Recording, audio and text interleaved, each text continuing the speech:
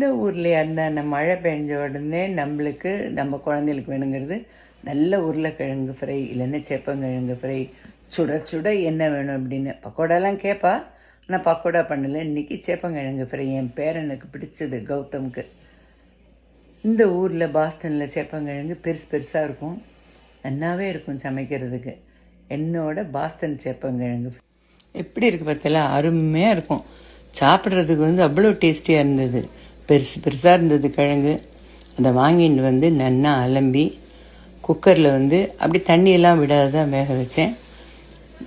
கொஞ்சம் சிலது நல்லா இல்லாதது எடுத்துட்டு உரித்து அதை நன்னா என்னோட அஞ்சலி கட்டரில் ஸ்லைஸ் பண்ணி, பெருசாக இருக்கிற கிழங்கு குறுக்க ரெண்டாக கூட நறுக்கினேன்.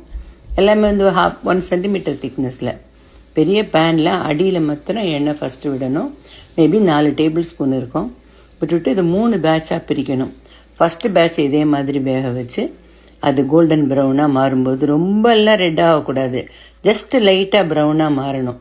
மாறும்போது எடுத்து வச்சுட்டு அந்த எண்ணெயிலேயே செகண்ட் பேட்சை போடணும். செகண்ட் பேட்சும் அதே மாதிரி மாறும். தேர்ட் பேட்சில் 2-3 ஸ்பூன் தான் எண்ணெய் இருக்கும். பரவாயில்லன்னு அதை அப்படியே வச்சுட்டு வேணும்னா ஒரு 2 டீஸ்பூன் விட்டுக்கலாம்.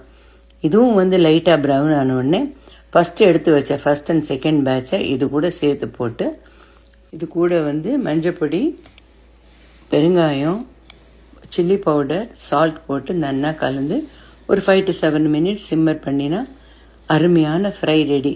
இதுக்கு சீசனிங்கெல்லாம் போட வேண்டாம். இது நல்லா ரெடி ஆன உடனே ஒரு கொத்து கருவேப்பிலை அப்படியே கமன்னு மணக்கும்.